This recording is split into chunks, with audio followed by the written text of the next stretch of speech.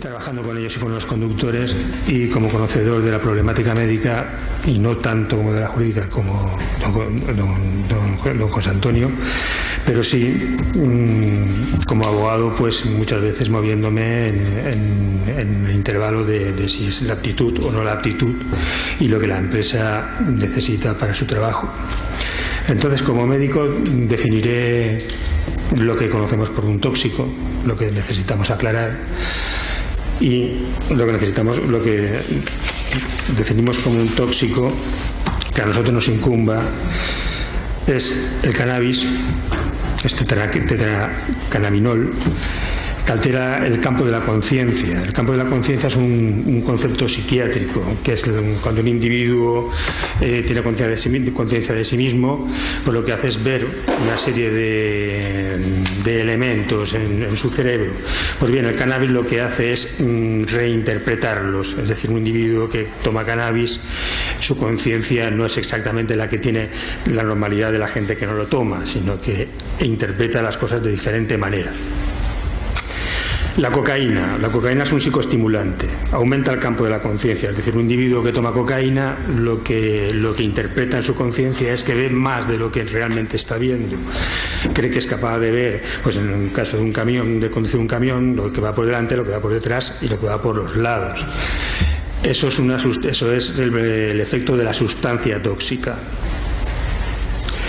La metilanfetamina es un tóxico que conocemos como las pastillas, los pescadillos, lo que se da en las discotecas. Es también un psicoestimulante, es decir, amplía el campo de la conciencia, pero además suele tener unos efectos sobre el sistema nervioso muchísimo más perjudiciales, porque también afecta a otros centros, es decir, el individuo puede sufrir parálisis, puede sufrir alteración de la conciencia y puede sufrir un montón de patologías más que quizá la cocaína simplemente lo que hace es estimular el cerebro.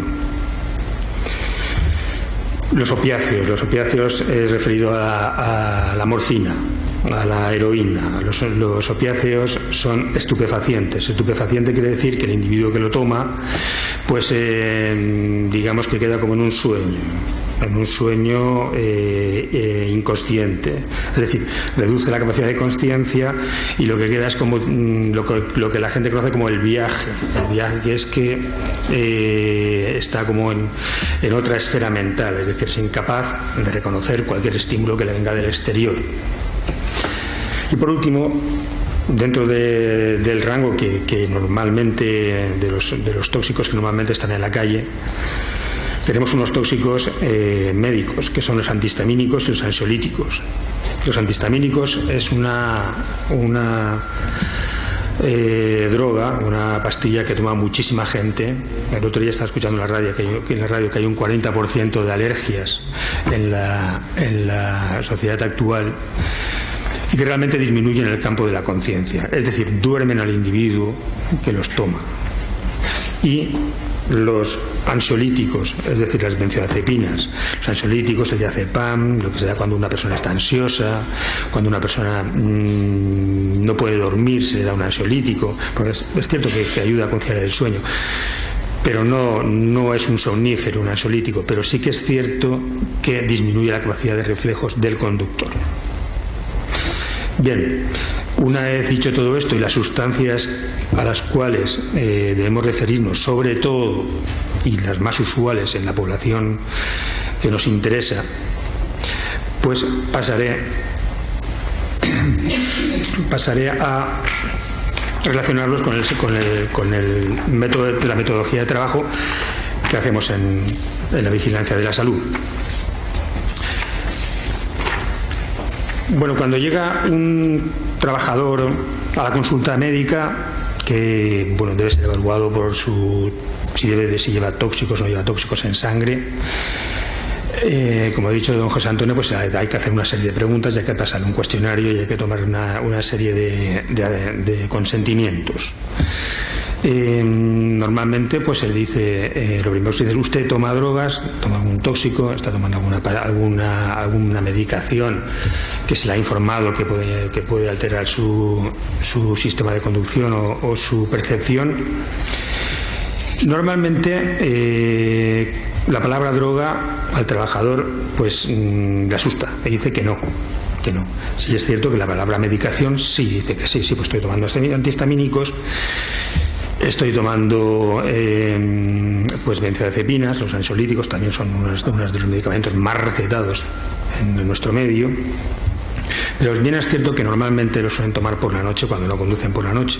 El ansiolítico es un fármaco que si se toma por la noche normalmente no tiene redundancia en la salud por la mañana, es decir, los metabolitos se extinguen. Los antihistamínicos no suelen tomarse por la noche, suelen tomarse por la mañana. Y sí que es cierto pues que bajan la capacidad de conducción.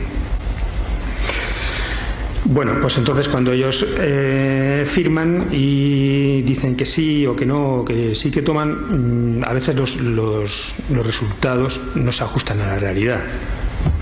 ¿Y por qué digo esto? Porque en el 99,9% de las historias clínicas de medicina laboral que se realizan, por lo menos en nuestro servicio de prevención de SEMUSAT, que tienen todas las firmas que exige la legislación laboral para la aceptación, es que no toman drogas, que no se toma drogas.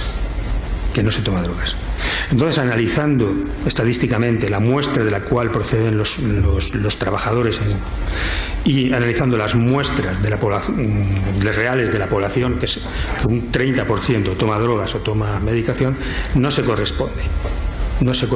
Es decir, cuando yo entrego la estadística al Instituto de Seguridad Laboral, debo decir que drogas no toma ningún trabajador. Sin embargo, la sociedad, cuando se analizan en hospitales, el consumo de drogas es de un 36%, sobre todo a niveles más juveniles.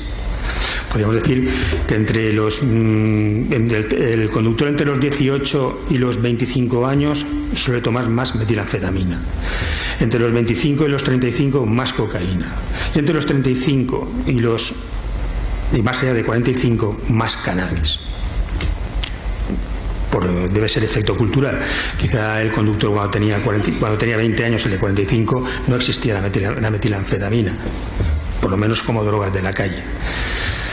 Bueno, entonces todo esto conlleva a que es posible que exista una minusvaloración de la cantidad de población trabajadora que toma droga con respecto a la cantidad de gente de la población normal que sí la toma, por lo menos por las estadísticas. Entonces debemos estar pues un poco atentos a ello. Muy bien, como voy a intentar relacionar toda esta metodología clínica de la toma de drogas con lo que antes ha explicado don José Antonio, con la relación de la legislación laboral. Bueno, la Ley de Prevención de Riesgos Laborales, en el artículo 22, que es quizá la legislación más importante en prevención de riesgos, pues el artículo 22, Vigilancia de la Salud, dice: 1. El empresario garantizará a los trabajadores a su servicio la vigilancia periódica de su estado de salud en función de los riesgos inherentes al trabajo. Con lo cual, pues es cierto que hay que dar una evaluación de riesgos para saber qué riesgos tiene un señor trabajador para poder ser evaluado en cuanto a vigilancia de la salud. Es decir, ¿qué vamos a hacer? Usted tiene una patología cardíaca, vamos a hacerle un electro. Usted puede, si se sube a alturas, puede usted marearse, puede tener vértigo, pues vamos a hacer unas pruebas para ver si realmente usted tiene vértigo o no y si puede incidir en la capacidad de enfermar en el trabajo. Bien. Esta vigilancia solo podrá llevarse a cabo cuando el trabajador preste su consentimiento informado, como bien ha dicho don José Antonio. No lo dice la ley, su consentimiento informado, simplemente dice su consentimiento.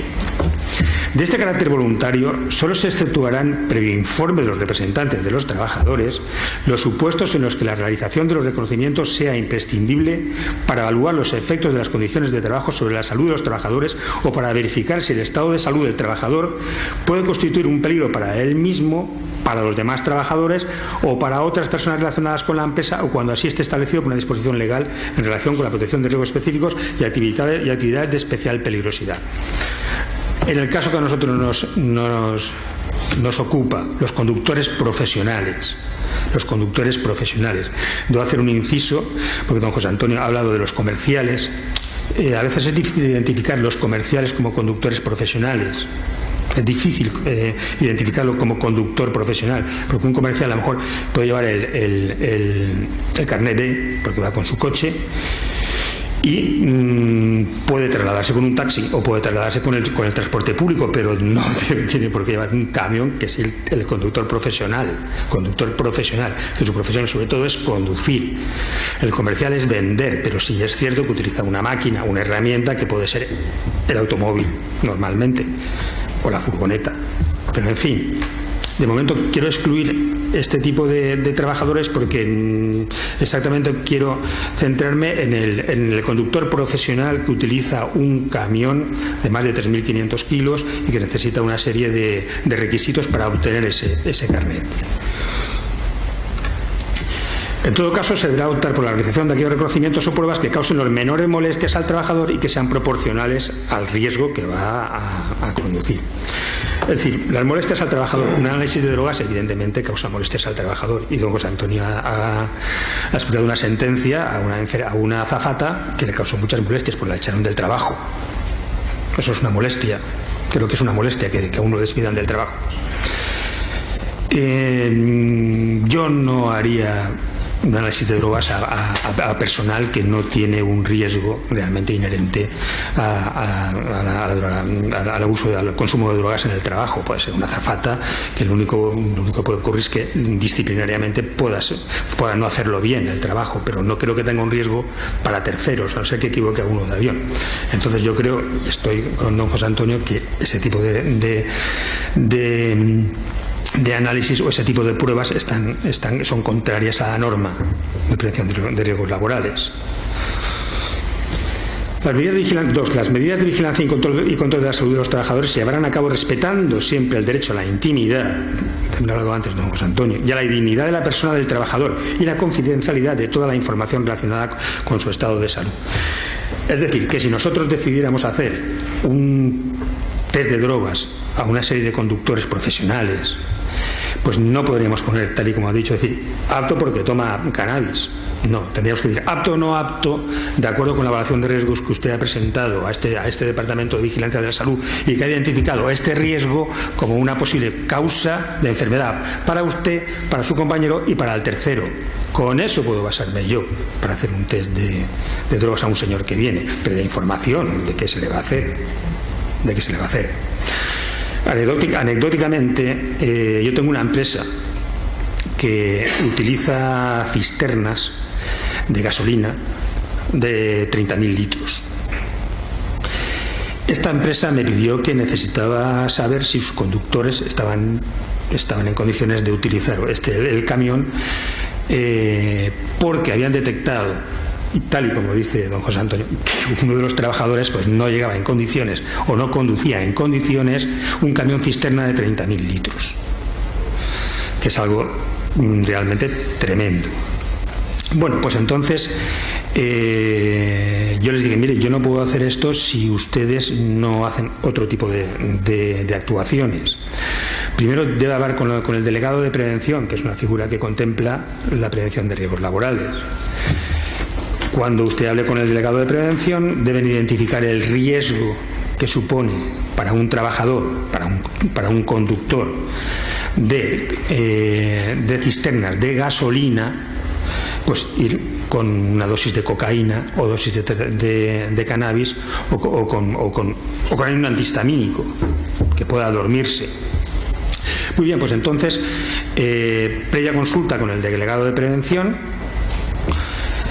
Y también le propuse que lo insertara en los contratos de trabajo, tal y como ha dicho don José Antonio, es decir, que cuando se preste el consentimiento al trabajo en dicha empresa, el trabajador con diligencia diga que no toma drogas, o que en su caso podrá ser requerido para un análisis de tóxicos, y se le explica lo que es la palabra tóxico, en cualquier momento, para evaluar su estado de... Entonces el trabajador lo firma, y cuando llega al servicio de prevención se le realiza pues el análisis de tóxicos también con otra firma, es decir, se le va a realizar el análisis de tóxicos, con lo cual usted pues se le explica y lo firma otra vez en el reconocimiento médico. Pues bien, ¿se pueden creer ustedes que de 10 iniciales, 10 reconocimientos iniciales, 10 trabajos iniciales que habían firmado que no tomaban drogas, 7 salieron positivos, incluso sabiendo los trabajadores que iban a ser, cuando fueran a la vigilancia de la salud, iban a hacerles un análisis de drogas, incluso sabiéndolo, lo cual me parece muy extraño. Bien, es cierto que hay una droga que es el cannabis, es una droga muy usual, que su metabolito dura un mes en sangre. ¿Qué quiere decir eso? Que un trabajador pues yo me puedo fumar un porro en mi casa porque el viernes, porque a lo mejor el lunes voy al trabajo y me hacen un análisis, pero yo tengo la intimidad y el derecho a fumar un porro en casa. Pero lo que no sabe porque no lo desconoce, es que el cannabis pues deja un rastro durante un mes muy alto. ¿Qué hago yo cuando veo el tetracannabinol positivo? Yo primero le pregunto, perdone, si usted fuma cannabis, dígamelo porque le va a salir positivo si se ha fumado uno antes de un mes y vamos a tener un problema. Dígamelo. Pues no he fumado, sale positivo. Esa empresa ha firmado todo lo que tenía que firmar, los protocolos, delegado de prevención, camiones de gasolina de 30.000 litros. Si un camión de esos, porque un señor, digamos que va, pues no va con toda la conciencia completa, se estrella contra cualquier edificio y los 30.000 litros de gasolina se incendian y mueren, pues no sé, como 200 personas. Si la inspección de trabajo me pide la analítica y dice tetracannabinol positivo, ¿qué hago yo? ¿Qué hacemos todos? No, es cierto que no sé cuándo ha tomado no puedo decir cuándo ha tomado la droga. No es lo mismo, como decía doña Virginia, que un guardia civil detenga a cualquiera en el coche y diga, sobre usted aquí, y si ni siquiera le deja bajar del coche, porque quiere que sea conduciendo el acto, no quiere que baje del coche, porque no, es que mientras bajaba del coche he tomado alcohol. Podría pasar eso.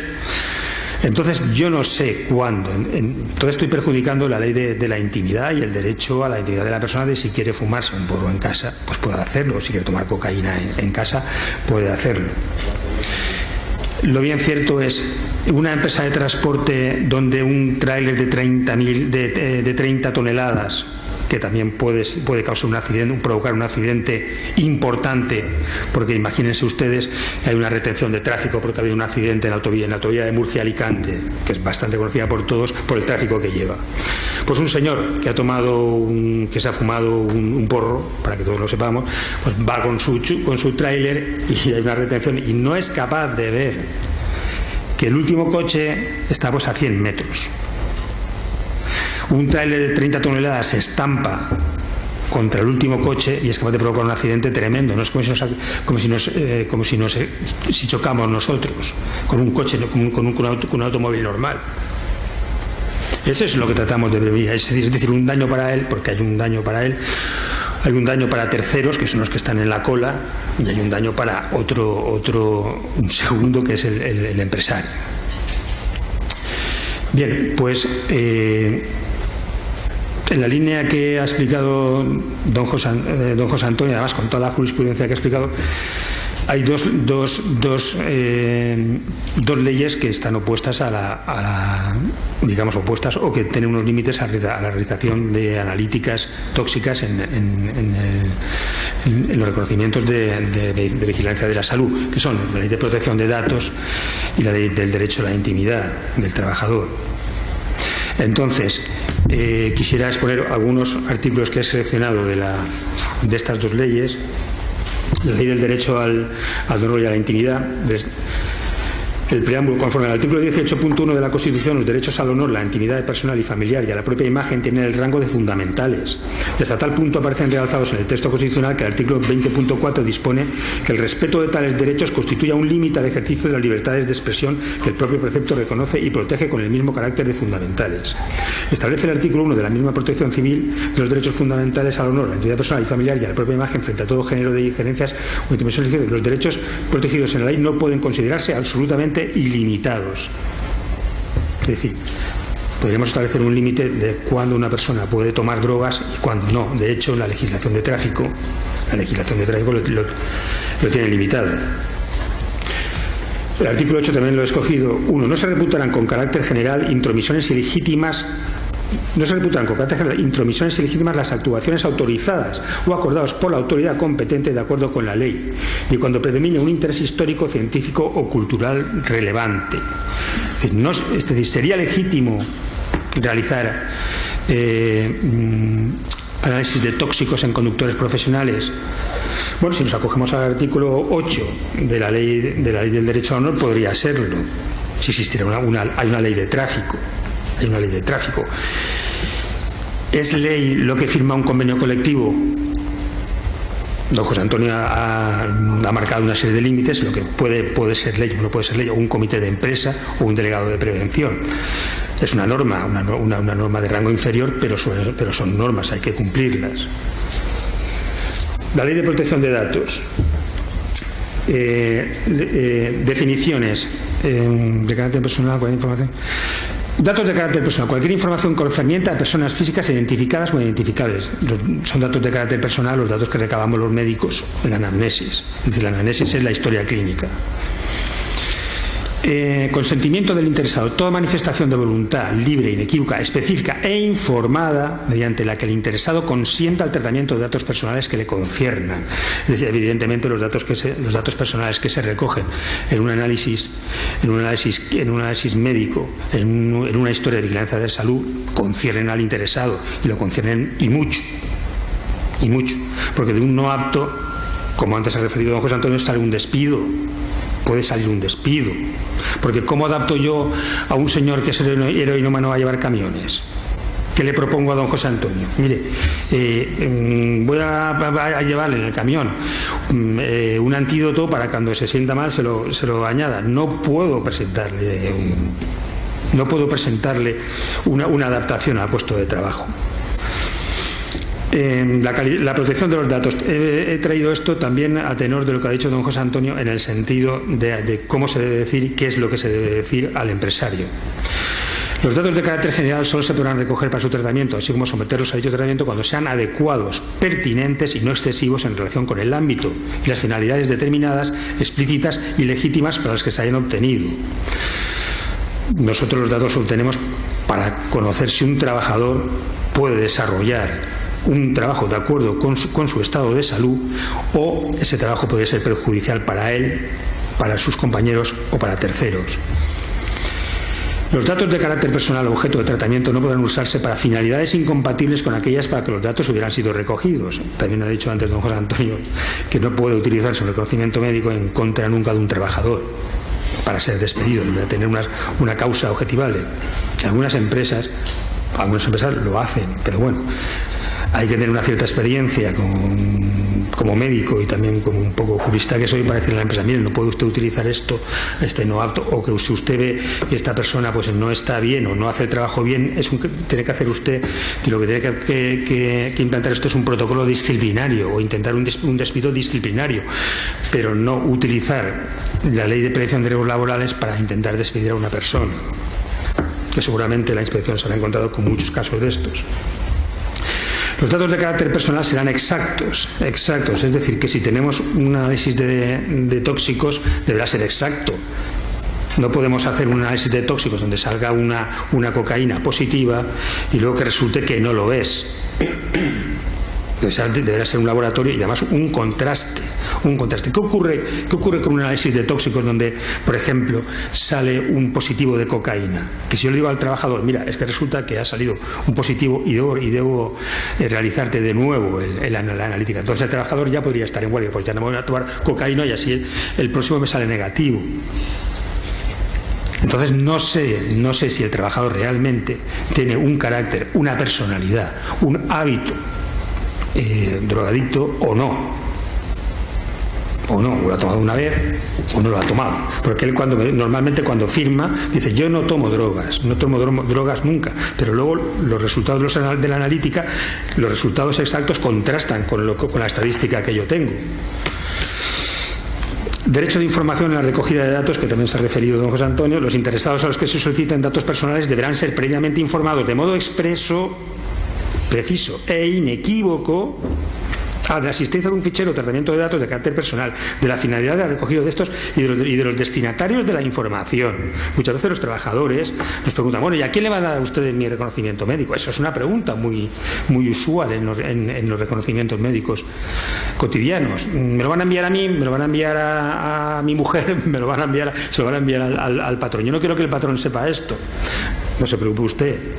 Su jefe se lo va a recibir si es usted apto o no es apto.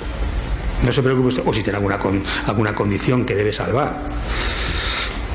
Del carácter obligatorio facultativo de su respuesta a las preguntas que le sean planteadas, de las consecuencias de la obtención de los datos o de la negativa a suministrarlos, de la posibilidad de ejercitar los derechos de acceso, rectificación, cancelación y oposición cuando los datos de los trabajadores figuran en un archivo, de la identidad y dirección del responsable del tratamiento o, en su caso, de su representante.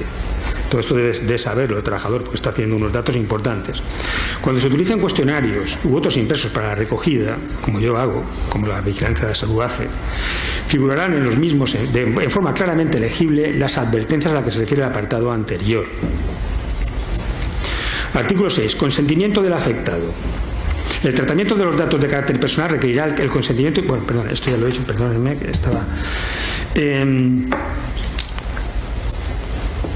La calidad de los datos. Sobre todo hace un inciso en los principios de la protección de datos cuando se deriven, en su caso, de los respectivos contratos de trabajo. Es decir, queremos esmerarnos en la calidad. La Ley de Prevención de Riesgos Laborales 95 del 95, artículo 33, consulta de los trabajadores, dice: 1. El empresario deberá consultar a los trabajadores con la debida antelación la adopción de las decisiones relativas a la planificación y organización del trabajo en la empresa y la introducción de nuevas tecnologías en todo lo relacionado con las consecuencias que éstas pudieran tener para la seguridad y salud de los trabajadores, derivadas de la elección de los equipos, de la determinación y la adecuación de las condiciones de trabajo y el impacto de los factores ambientales en el trabajo. La organización y desarrollo de las actividades de protección de la salud y prevención de los riesgos profesionales en la empresa, incluida la designación de los trabajadores encargados de dichas actividades o el recurso a un servicio de prevención externo.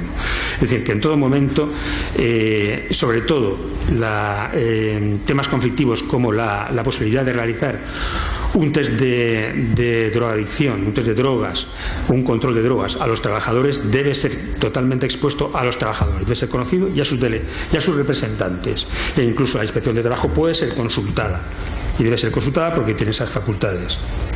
La designación de los trabajadores encargados de las medidas de emergencia o de seguridad. Los procedimientos de información y documentación a los que se refieren los artículos 18, el proyecto y la organización de la formación en materia preventiva. Es decir, habría que dar un curso de formación en materia de drogas, tal y como es la línea de la Inspección de Trabajo. Es decir, usted va a aplicar un test de drogas en conductores profesionales, debe tener una formación. ¿Por qué? ¿Por qué va a aplicar esto? ¿Por qué no debe usted consumir drogas? ¿Qué es lo que una droga puede hacer en su cuerpo? ¿Por qué no debe conducir un coche o un camión bajo los efectos de una droga? Incluso que usted no sabe, que no tome en ese momento, y los efectos de la droga pueden durar un mes y usted eso lo desconoce, porque yo creo que la mayoría de la población desconoce que el tetracannabinol está un mes en sangre haciendo su efecto. En las empresas que cuentan con representantes de los trabajadores, las consultas que se refieren les llevarán a cabo con dichos representantes. Hay muchas empresas de 1 a 6 trabajadores que no tienen representantes de los trabajadores, y eso siempre ha sido un problema para ver cómo se puede implantar una empresa de 4 camiones, incluso de mercancías peligrosas, o de 4 choferes, este tipo de controles. Derechos de participación. Derechos ¿Se me oye? Sí. Derechos de participación y representación. Los trabajadores tienen derecho a participar en la empresa en las cuestiones relacionadas con la prevención de riesgos en el trabajo. Es decir, debemos preguntar a los trabajadores si deben hacerse un control de drogas. Ha puesto, don José Antonio ha relatado una sentencia de unos señores que se dedicaban, fue famosa, que se dedicaban a apagar incendios. Entonces, no sé si el caso fue que no pudieron apagar los incendios o alguien pereció porque parece ser que no estaban realmente preparados para poder subir a un árbol o para hacerlo con la facilidad que deberían hacerlo. Entonces, se puso en tela de juicio si deben hacerse o no hacerse los reconocimientos para ver si un bombero es capaz de subir a una escalera a rescatar a una anciana que se está quemando el piso. Si no se hacen reconocimientos médicos, el bombero puede tener una artrosis en la rodilla y cuando suba no puede acceder al piso y muere la anciana. Prevalece el derecho de la sociedad de que el bombero esté en su perfecto estado para poder realizar su función, o prevalece el derecho de la intimidad. Eso es lo que también prevalece en este debate que tenemos. ¿Debe un conductor profesional conducir en su estado físico más perfecto posible, sin uso de drogas, por la responsabilidad que tiene para él mismo, para los segundos que son sus compañeros? Porque imagínense que un señor que viene drogado a la empresa, coge el camión y hace marcha atrás porque no se fija y atropella a un compañero que está cargando en ese momento.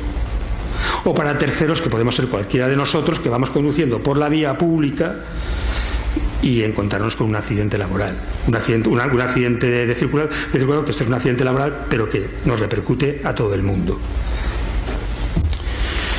Y bueno, quisiera concluir con algo que ya me repercute muchísimo a mí como médico, y es que yo podría hacer, con el permiso de don José Antonio, yo podría hacerle a un señor conductor que venga a mi consulta un test de drogas. Podría hacerlo y incluso podría decirle no apto. ¿Y en qué me amparo yo? Pues en el reglamento de conductores. En el anexo 5 del reglamento de conductores, en el anexo 5, dice claramente: habitual de drogas y medicamentos. No se admite el consumo habitual de sustancias que comprometan la aptitud para conducir sin peligro, ni el consumo habitual de medicamentos que individualmente o en conjunto produzcan efectos adversos graves en la capacidad para conducir. En los carnets C y D no se admite abuso de drogas o medicamentos, escuchen, medicamentos. No se admite el abuso de drogas o medicamentos. Si existe antecedente de abuso, la rehabilitación ha de acreditarse debidamente.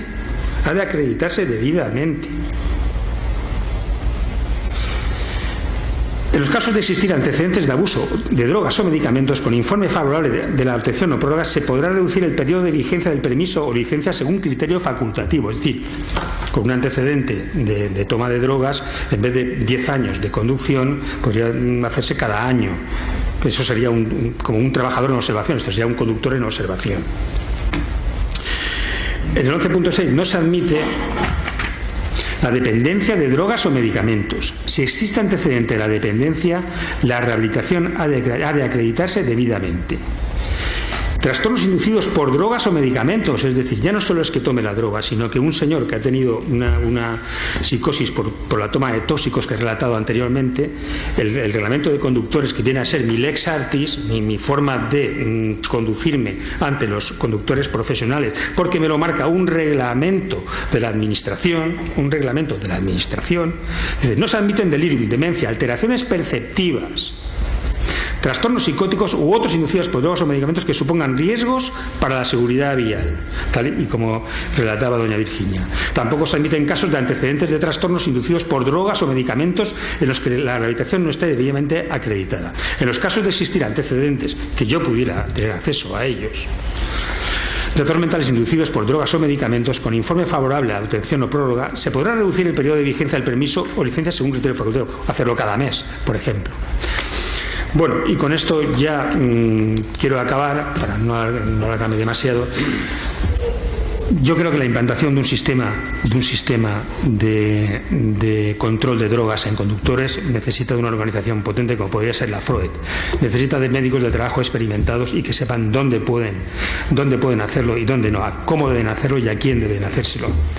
Y por supuesto necesita una implantación con los interlocutores sociales, con la inspección de trabajo, y tener una retroactividad de las medidas para ver si realmente funcionan, y en su caso pues seguir con ellas o detraerlas. No les aburro más.